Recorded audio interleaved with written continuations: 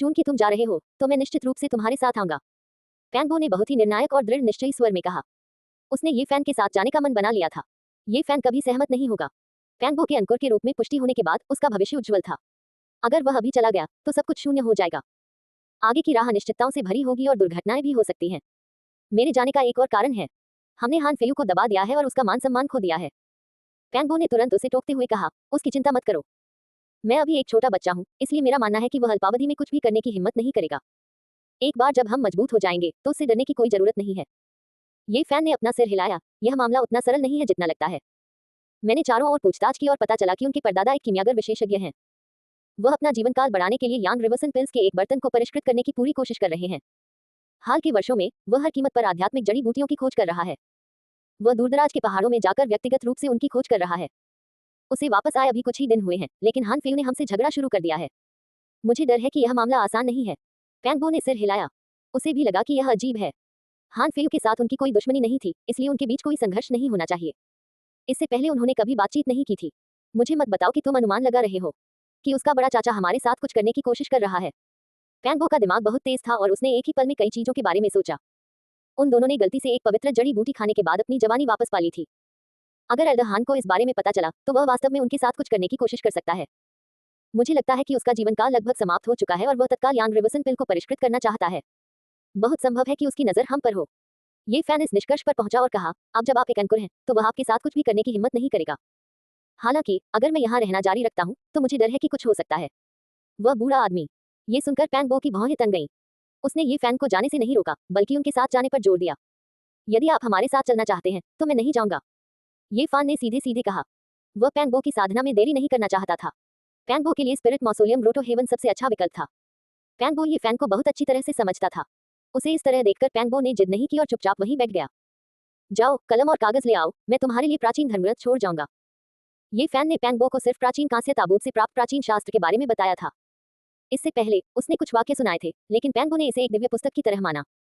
क्योंकि यह बहुत गहरा था, इसलिए वह इसे बिल्कुल भी नहीं समझ सका। अब भी ये फैन खुद इसका मतलब नहीं समझ पाया। उसने बहुत देर तक इसका मतलब समझने की कोशिश की, लेकिन उसे इसका जरा भी सुराग नहीं मिला। मेरे लिए वे शास्त्र केवल स्वर्गीय पुस्तकें हैं। मेरे लिए उन्हें रखना बेकार है। मुझे निश्चित रूप से स्पिरिट रूइन पैराडाइज में रहस्यमय तकनीकों की कमी नहीं होगी, इसलिए मुझे उन्हें लिखने की जरूरत नहीं है। ये फान ने उसकी उपेक्षा की और कलम और कागज उठाकर लिखना शुरू कर दिया। जैसे ही उसने ब्रश हिलाया, अचानक उसके दिल में घंटी की आवाज गूंज उठी। सैकड़ों प्राचीन चरित्र उसके दिल में एक धार की तरह बहने लगे, जिससे उसे तुरंत ताजगी महसूस हुई। ये फैन की कलम ड्रैगन और सांप की तरह चल रही थी। उसने जल्दी जल्दी कागज पर शब्दों की पंक्तियां लिखी, लेकिन इस समय कुछ अजीब हुआ। कलम रुक गई और शब्द गायब हो गए। जब उसके हाथ में कलम रुकी तो उस पर लिखी प्राचीन अक्षरों की रेखाएं धीरे धीरे फीकी पड़ गईं। कुछ ही देर बाद कागज राख में बदल गया। ऐसा लगा मानो कलम की नोक में कोई रहस्यमयी शक्ति समा गई हो जो सब कुछ नष्ट कर रही हो। उसी समय ये फैन के दिल में सैकड़ों प्राचीन अक्षर धीरे धीरे धुंधले हो गए और आवाज भी धीरे धीरे गायब हो गई। फैन वो अवाक रह गया। यह मामला बहुत रहस्यमय था और लोगों को लगा कि यह बहुत बुरा है। लंबे समय के बाद उसने आखिरकार अपना मुंह खोला और कहा, मुझे लगता है अब और नहीं लिखना चाहिए। ये स्वर्गीय पुस्तक बहुत अजीब है। उसने इन सैकड़ों प्राचीन अक्षरों को पहले कभी नहीं देखा या सुना था। वे बेल कॉलरॉन लिपि से भी अधिक प्राचीन थे। शुरू में ये फैन उन्हें पहचान नहीं पाया था, लेकिन स्वर्गीय आवाज के अस्तित्व के कारण जब सैकड़ों प्राचीन अक्षर उसके दिल में अंकित हो गए तो वह धीरे धीरे उनका अर्थ समझ गया। ये फैन ने अपना सिर नीचे किया और विचार किया। उसे एल्डर वुकिनफेंग द्वारा कहे गए कुछ शब्द याद आए। आदिकाल से पहले पवित्र ग्रंथ थे। प्रत्येक पात्र में एक दाव कविता थी और उसमें एक रहस्यमय और अथाह शक्ति थी। उनकी नकल करने मात्र से अवर्णनीय और अजीबोगरीब चीजें घटित हो जाती थीं। कुछ लोगों ने अनुमान लगाया कि इन प्राचीन अक्षरों को लिखने से स्वर्ग और पृथ्वी की शक्ति के साथ संवाद हो सकता है और जीवन शक्ति अव्यवस्थित हो सकती है, जिससे सभी प्रकार की अकथनीय चीजें घटित हो सकती हैं।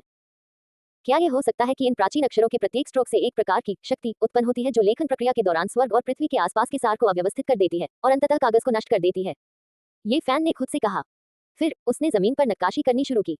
जैसे ही कलम की नोक रुकी, जमीन पर एक महीन विद्युत चाप फैल गया और सारे अक्षर राख में बदल गए। पैंगबो को लगा कि यह कल्पनीय है और उन्होंने कहा, यह स्वर्गीय पुस्तक मोहक है। इसे अब और मत लिखो। ऐसा नहीं है कि स्वर्गीय पुस्तक मोहक है, बल्कि ये प्राचीन पात्र साधारण नहीं है। प्रत्येक प्रहार एक प्रकार की शक्ति को संघनित करता है जो स्वर्ग और पृथ्वी के सार को विचलित कर सकता है।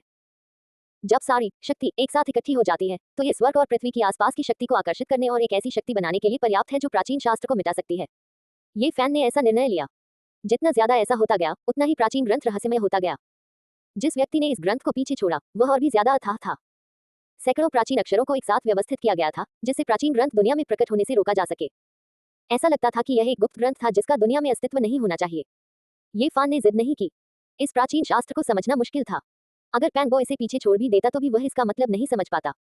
अंत में ये फैन ने जाने का फैसला किया। पैंगो ने चुपचाप उसे विदा कर दिया। आकाशीय पर्वत की गहराई से कोबलस्टोन पथ पर चलते हुए वे आत्मा खंडहर वंडरलैंड के निकास पर पहुंचे। जब उन्होंने नीले पत्थर की सीढ़ियों पर कदम रखा तो प्राचीन शास्त्र फिर से ये फैन के दिमाग में गूंज उठा। वह पैंगो की ओर मुड़ा और बोला, स्पिरिट रूइन वंडरलैंड की प्राचीन नीले पत्थर की सीढ़ियों में असाधारण चीजें होनी चाहिए। आप यहाँ और भी बार आ सकते हैं। इस समय पैंगो ने अचानक अपनी आंखें चौड़ी की और कहा, मत जाओ। ये फैन को भी कुछ महसूस हुआ। उसने पलटकर देखा तो एक जानी पहचानी आकृति अचानक गायब हो गई। ये वही युवक था जिसे उन्होंने उल्टा करके बैठाया था। हान फेयू ने अभी तक हार नहीं मानी है। उसने वास्तव में हम पर जासूसी करने के लिए किसी को भेजा है। अभी मत जाओ। अगर वे तुम्हें जाते हुए देख लेंगे तो वे तुम्हें बीच रास्ते में ही रोक लेंगे। ये फैन ने सिर हिलाया और वे दोनों वापस चल दिए। युवक बहुत पहले ही चला गया था, लेकिन वापस आते समय उन्होंने हान फेयू को बिजली की गति से भागते हुए देखा। उसके पीछे कुछ लोग चल रहे थे। पैंगो का चेहरा अचानक लाल हो गया। अगर उसे अनजाने में पता न चल जाता कि वह युवक उसका पीछा कर रहा है, तो अगर उसने आज ये फैन को जाने दिया तो उसे जीवन भर इसका पछतावा होगा। उसने मौके पर ही डांटा, हान फेयू, तुम कमीने।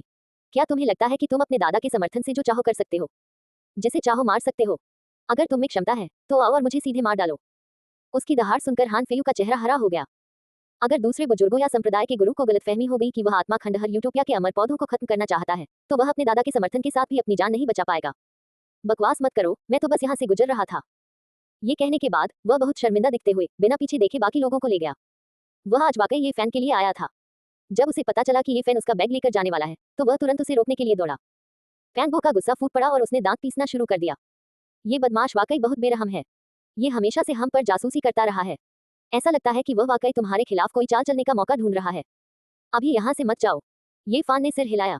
ये सच था कि वह पर्याप्त ताकत के बिना नहीं जा सकता था, अन्यथा उसकी जान वास्तव में खतरे में पड़ सकती थी।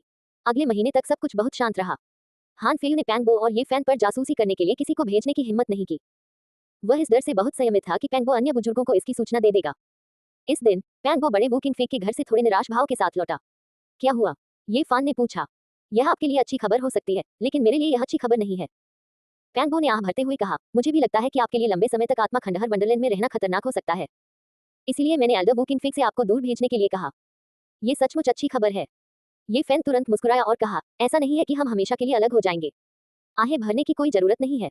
हम जल्द या बाद में फिर से मिलेंगे। उस समय मुझे उम्मीद है कि आप सर्वशक्तिमान संप्रदाय के गुरु पांग होंगे। आपका नाम पूर्वी बंजक क्षेत्र को हिला देगा और उन पवित्र भूमियों और कुलों को आपसे डरने पर मजबूर कर देगा। पैंगो ये फैन से अलग नहीं होना चाहता था, लेकिन वह कुछ नहीं कर सकता था। उसने कहा, मुझे कुछ दिन इंतजार करना होगा। एल्डर वूकिंग फेक कुछ संभावित शिष्यों को चुनेंगे और उन्हें प्रशिक्षण के लिए स्पिरिट रूइन वंडरलैंड के बाहर आदिम खंडहरों में ले जाएंगे। अनगिनत साल पहले स्पिरिट रूइन वंडरलैंड एक बंजर भूमि थी। बाद की पीढ़ियों ने इसे साफ करके एक धन्य भूमि में बदल दिया। ये कहा जा सकता है कि स्पिरिट रूइन वंडरलैंड का इतिहास बहुत पुराना है। अगर कोई इसे आदिम युग से जोड़कर देखे तो इस प्राचीन भूमि का इतिहास आदिम युग से जुड़ा हुआ है। आदिकालीन खंडहर विशाल और अंतहीन थे। स्पिरिट रूइन वंडरलैंड इसका केवल एक छोटा सा हिस्सा था। अभी भी एक विशाल क्षेत्र था जिसे अभी तक साफ नहीं किया गया था। प्राचीन वृक्ष आसमान में ऊंचे थे और सभी प्रकार के दुर्लभ जानवर खंडहरों के चारों ओर घूमते थे। वहां कई दुर्लभ जड़ी बूटियां भी उग रही थी। हर साल स्पिरिट रूइन वंडरलैंड के बुजुर्ग अपने शिष्यों को प्रशिक्षण के लिए वहां लाते थे। यह न केवल प्रशिक्षण का एक रूप था, बल्कि इससे शिष्यों का ज्ञान भी बढ़ सकता था। भेड़ियों के प्राचीन जंगल के खंडहर कोई शुद्ध भूमि नहीं थे। वहां कई जानवर और खूंखार पक्षी रहते थे। हालांकि वहां बुजुर्ग लोग रहते थे, फिर भी हर साल खून खराबा होता था। ऐसा कहा जाता है कि वहां कई दुर्लभ जड़ी बूटियां उगती हैं। कुछ तो दुर्लभ आध्यात्मिक जड़ी बूटियां भी हैं। अगर आप इतने भाग्यशाली हैं कि आपको वे मिल जाती हैं, तो आप उन्हें तुरंत ही बुजुर्गों से बदल सकते हैं और उनकी जगह गोलियां ले सकते हैं। पैंगो ने फिर ये फैन की ओर देखा और कहा, आपको 100 घासों की तरल पदार्थ की तत्काल आवश्यकता है। यदि आप वहां कुछ पा सके तो आप अस्थायी रूप से अपनी वर्तमान समस्या का समाधान कर सकते हैं।